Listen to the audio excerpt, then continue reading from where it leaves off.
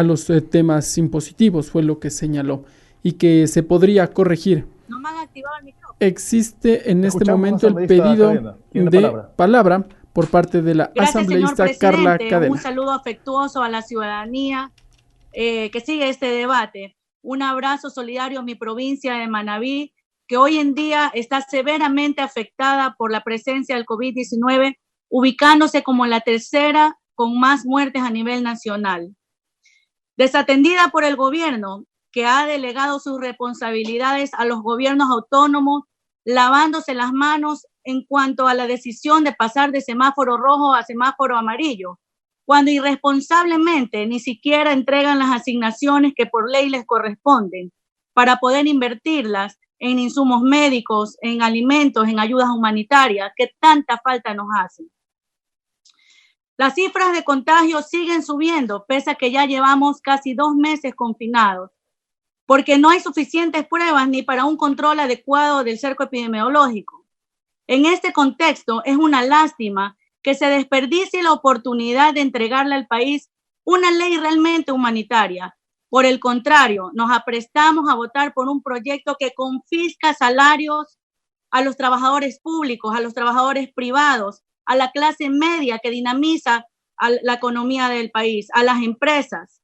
Es imposible confiar en que harán buen uso de estos recursos que se pretenden recaudar con esta ley, cuando todos los días vemos un escándalo más vergonzoso que el día anterior.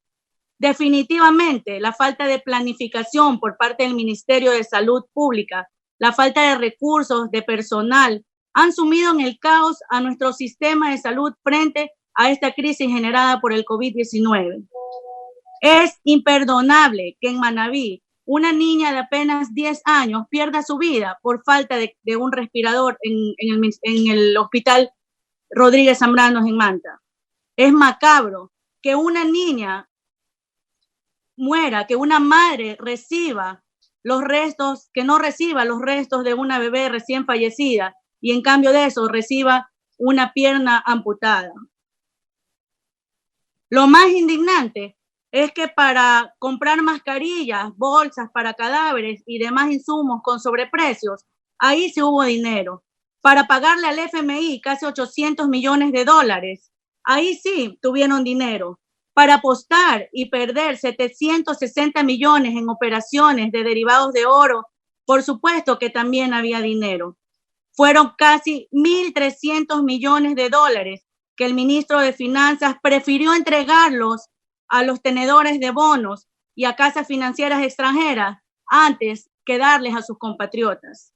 ¿Cuántas vidas se hubieran salvado si hubieran invertido bien los recursos, esos recursos con honestidad, y cuánta sensibilidad hubieran tenido para invertirlos bien? Parece que la cirugía mayor a la corrupción están haciéndola con un bisturí oxidado, que lo están contaminando todo. Eso es lo que sufre mi provincia, como el resto del país.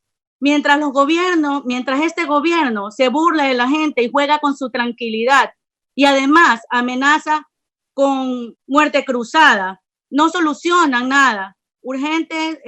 Necesidades urgentes que nosotros tenemos, vemos que los ciudadanos no tienen acceso a una salud pública. Estas necesidades no están siendo respondidas oportunamente. Pero claro, las grandes fortunas no se las toca, ni se las menciona, pese a que vienen hablando toda la cuarentena de arrimar el hombro. Por ello, insisto en las propuestas que presenté desde marzo, cuando aprobamos una resolución exhortando al presidente de la República a considerar una serie de medidas económicas.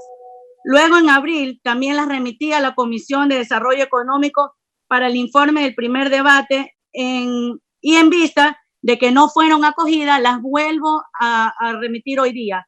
Las he remitido ya a la Secretaría General, las he mandado por escrito.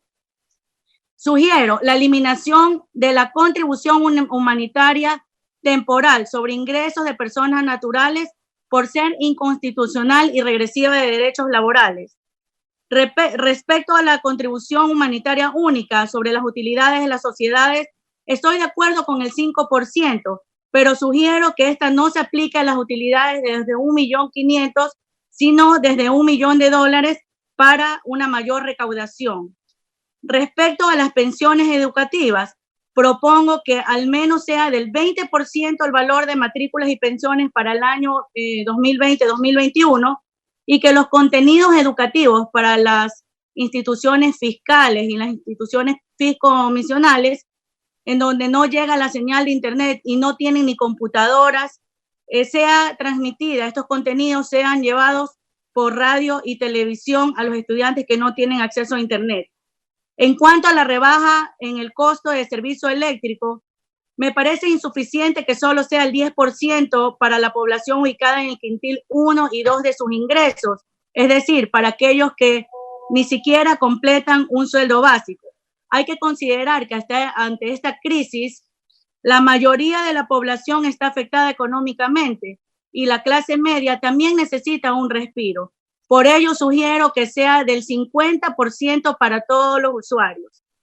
Así también creo que la veeduría de esta cuenta especial debe ser participativa y representativa, por lo cual propongo que el presidente de la República nombre a 5 miembros de la sociedad civil provenientes de la Academia de Derechos Humanos, del sector de los trabajadores, del sector productivo y un representante designado por el Poder Legislativo. De lo contrario, sería darle un cheque en blanco para que administren, ya vemos, aliados y funcionarios que no han servido y no han estado a la altura de lo que necesita el país. En el artículo 35 se acoge parte de mi propuesta de dar estabilidad a los trabajadores de salud. Sin embargo, insisto en que también se incluya como inciso final que se respeten los contratos vigentes de los demás servidores públicos para evitar los despidos injustificados. También propongo que se deje de pagar la deuda al FMI durante un año, que se busquen mecanismos de diferimiento y renegociación que no lesionen los derechos constitucionales, que se bajen las tasas de interés para todo tipo de crédito al menos 3 puntos, el 3%. Insisto que el SRI cobre las deudas millonarias que mantienen los grandes contribuyentes. Entre las transitorias estoy proponiendo también que se disponga el cobro de glosas por parte de la ciudadanía, de la Contraloría General del Estado. Hasta aquí el resumen de mis observaciones, que también fueron remitidas por vía electrónica a esta Secretaría General, a la Comisión de Desarrollo Económico. Espero que sean acogidas para mejorar esta ley, tal como lo estamos planteando, y que no sean nocivas para el país. Que quede claro que si pedimos correcciones es porque no queremos estorbar a nadie, sino porque estamos del lado del pueblo, de los más vulnerables, porque hoy tenemos la misión histórica de ponerle freno a esta debacle. Hoy más que nunca, nuestro voto debe estar comprometido con el pueblo ecuatoriano, con los afectados a esta crisis sanitaria y económica, con ellos y con nadie más. Tiene la palabra la asambleísta Dayana Pazley.